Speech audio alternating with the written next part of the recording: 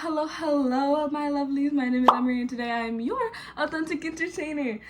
For today's video, it is currently like 2 a.m.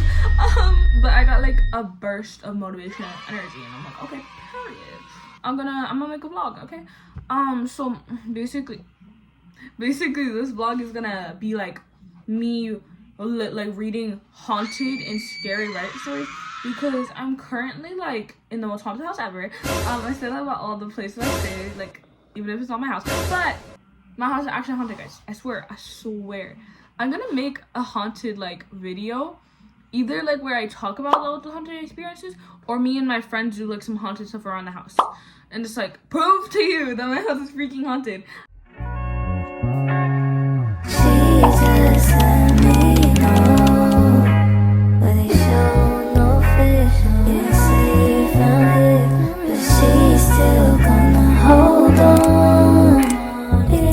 To clarify is that like we're not gonna do this in like the traditional way, one of those lists.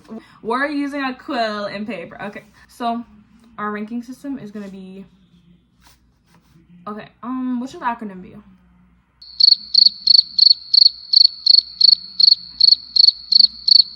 What about Biggie? Because honestly, I feel like Biggie is like an acronym that people use a lot, you know?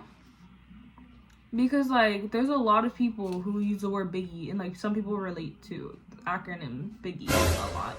So we're just gonna use that. Okay, B is on top, okay? B is gonna stand for being possessed currently. Like I'm currently being possessed. Okay? I is gonna be like I'm running. I'm gone. I'm gone.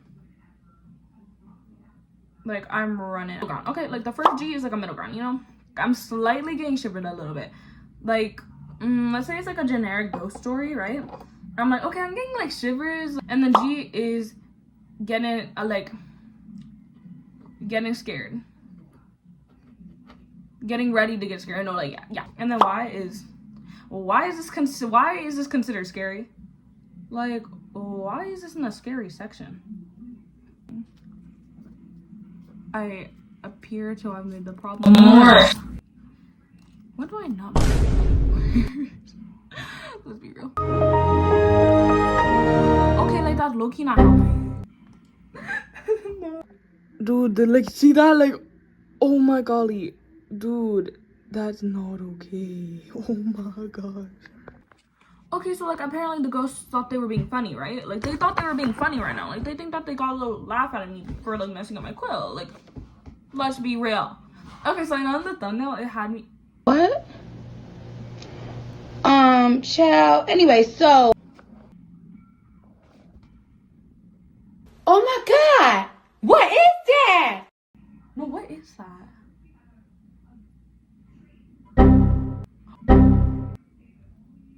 What is that? It's going in like a fluid motion, because like it goes over there for a bit, and then it comes back, and then it goes touches me. Like your girl is scared. She still is. Okay, like I literally have no idea what that is. Maybe not. Violently. Please come back. Know what was making that? You can barely see it. It's the freaking hair from my pillows. I'm just convinced the world is here to fuck with me. Like, oh my god. Why this is the first thing I see.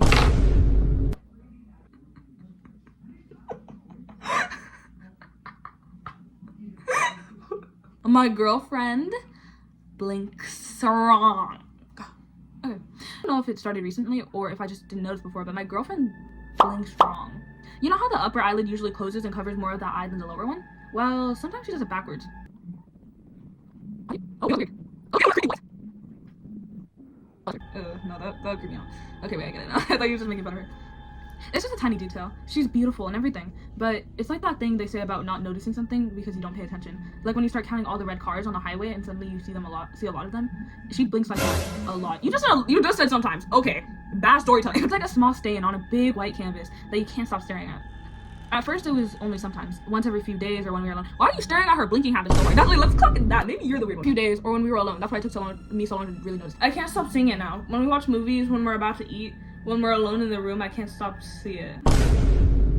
I even mentioned it to some friends we have in common. No one else seems to notice. They think I'm imagining things. And the strangest part is, when we're around other people who might notice, she doesn't do it at all. Family gatherings, outing with friends, public places, no backward links.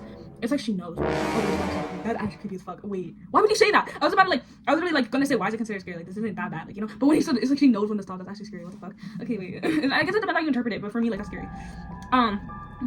So everyone thinks it's just in my head. I start doubting myself, but when it's just the two of us, there it is. Once standing in front of the mirror, I saw her reflect. And then she said softly, "Stop ignoring it." Okay, but I'm getting shivers.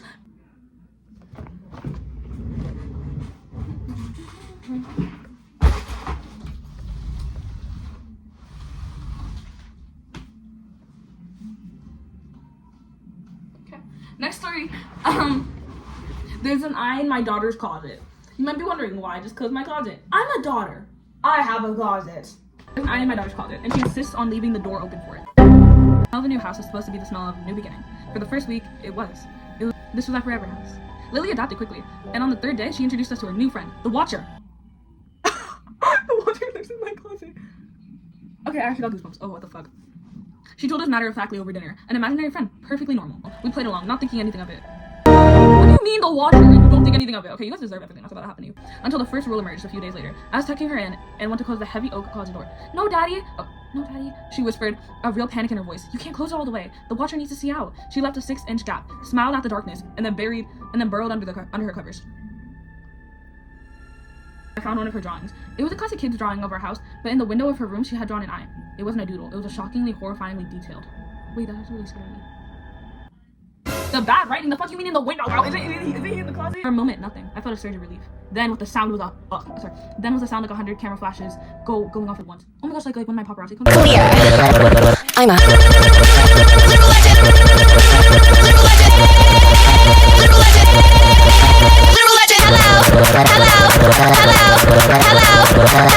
Calming Anna and a terrified Lily, claiming it must have been a massive power surge.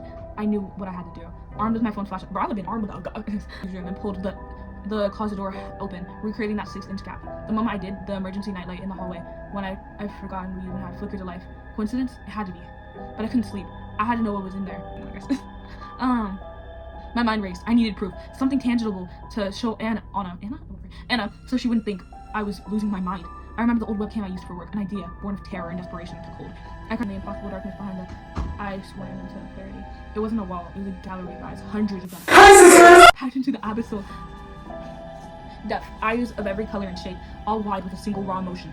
Absolute terror. They weren't looking at the camera, they were looking past it into the room. In the final moment before the feed cut the static, the Watcher looked directly into the camera at me, and truth hit me with the force of a physical blow. It wasn't a prison, it was an observation post. It wasn't a monster, it was a sentry. It wasn't a threat, they were a security protocol. Keep the door as dark as I could see. I had attacked the monster when I closed the door. I had blinded our guardian and announced to whatever was outside that the house was out.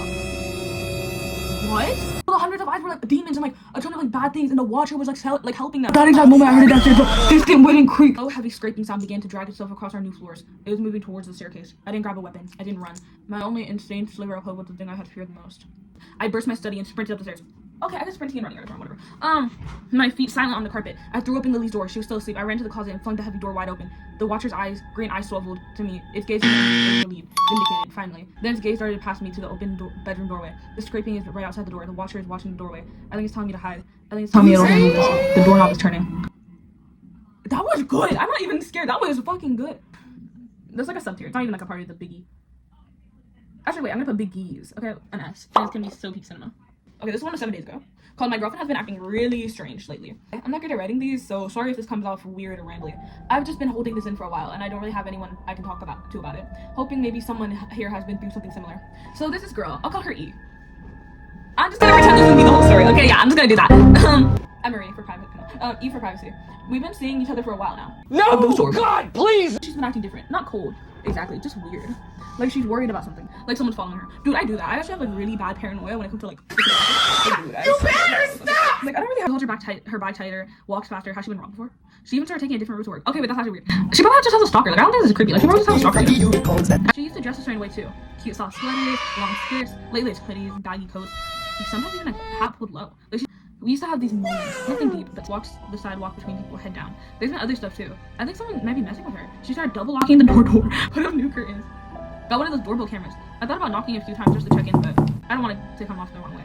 I love her, I really do. I just want her to see that. Okay, I guess you had the spark, so it's okay. And that should be between us. I brought her flowers tonight. I'm gonna surprise her. I know they say to not show up unannounced, but I think when she sees me, when she sees how much I care, it'll help her understand. She's just confused right now, scared. But I can fix that. She should be home any minute now. I'm being quiet, don't worry. I'm writing this from my phone while I wait. It's a little cramped under the bed, but I don't mind. Over the last few nights, I've gotten used to it. Being so close to her while she sleeps fills me with a sense of joy and protectiveness. I hope she sees how much I love her. I hope she doesn't scream. I'm running out of there as well. We're gonna name this Bed Watcher. Okay, this one's moderately okay. This is fine. And who lived across the street, Cody. From what I remember, Cody was a weird kid. It's just occasionally we would play together in his backyard. He was just too quiet, too introverted. I would occasionally speak to him, but never for long. I consider myself better than the other kids, at least.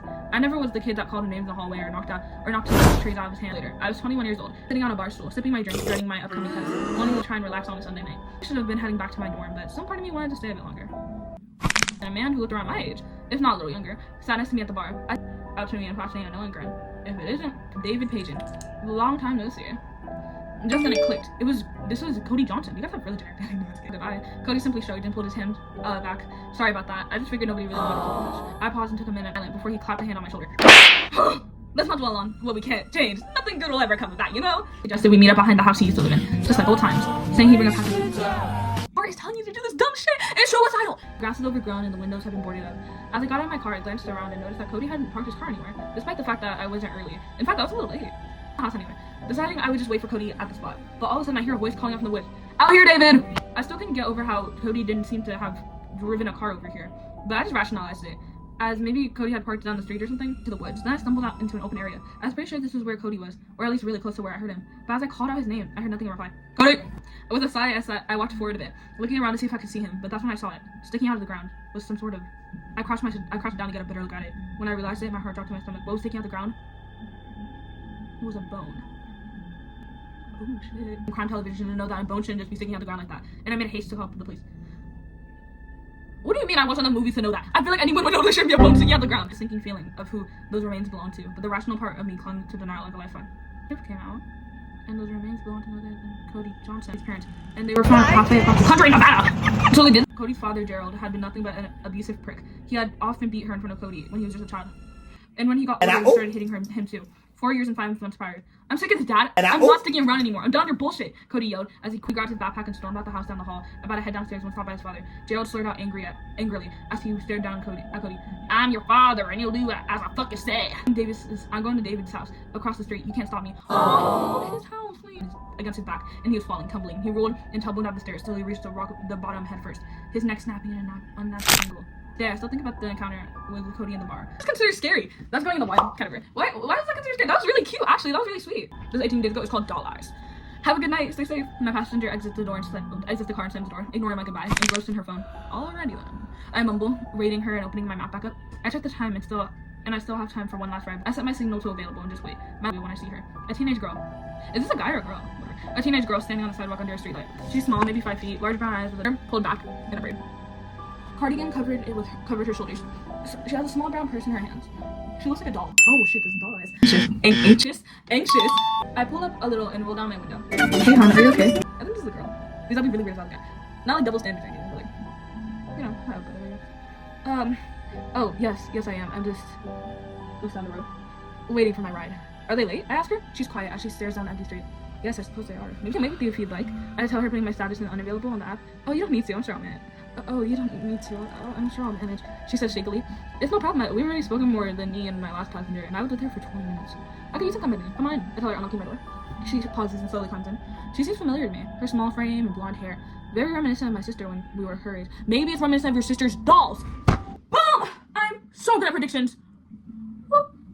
Probably to look at my whole house. And before her voice squeaks. You have pretty eyes. They're very green like an olive. Oh, you have pretty eyes. Very, very green like an olive. Why do I always get the freaking like thing wrong? Like it's always like I'm like, oh yeah, and it's like it says it super unconfidently and super quiet, and I'm like, okay. She's uncharacteristically confident. Like, girl, do you want to call them? I ask her. I don't have a phone. And I don't know the number. She tells me, do you know where it is you need to go? I ask her. She looks at me and nods. How about I take you? I do it for a living anyways. I offer. Oh, that's so nice of you, but I don't have any money to pay you. She stammers. It's on me. Consider it my good Samaritan act for the your address here. She methodically. That's how you pass, right? Why are you being so nice to me? She asks and slowly turns to me. Me and my sister. She lives far away from me now. She got married and has kids. I miss her so much. And I would never want her waiting alone outside in the dark. Well, you're my sister. She tells me quietly. I put the car in drive as I pull out into the road. I definitely try to be taking you. She doesn't respond. As we pull up to the iron gate. I slow down and lean forward, trying to see where we ended up. Is this? I begin. Thank you for the ride. You're a very nice person. I like nice people. She says, patting me. You're welcome, I say slowly, looking at her in my passenger seat. I stop the car and she unbuckles her seatbelt. Ride home, she begins. Home? Okay, I don't like how she's saying home. It's just like, is this like a mental facility or something? I'm kind of scared. I ask as I look up at the rusted sign that has been one of the other years. Wait, am I right? Am I right? Wait. Goodbye, Sanatorium. Look it up. Okay, yeah, I knew it. Fucking knew it. Then I finally realized where I recognize her from. She doesn't remind me of my sister. She was on the news. She murdered her two sisters in cold blood. Oh my god, wait, that actually gave me shivers. And took their eyes as souvenirs. They were calling her the doll eyes killer. When they asked her why she did it, she looked at them confused before speaking. Because they weren't nice. She said matter-of-factly. So I'm gonna put that in, giving me shivers. Well, you guys enjoyed the video, and I hope you guys have a lovely day. So with that, I'm gonna be saying goodbye.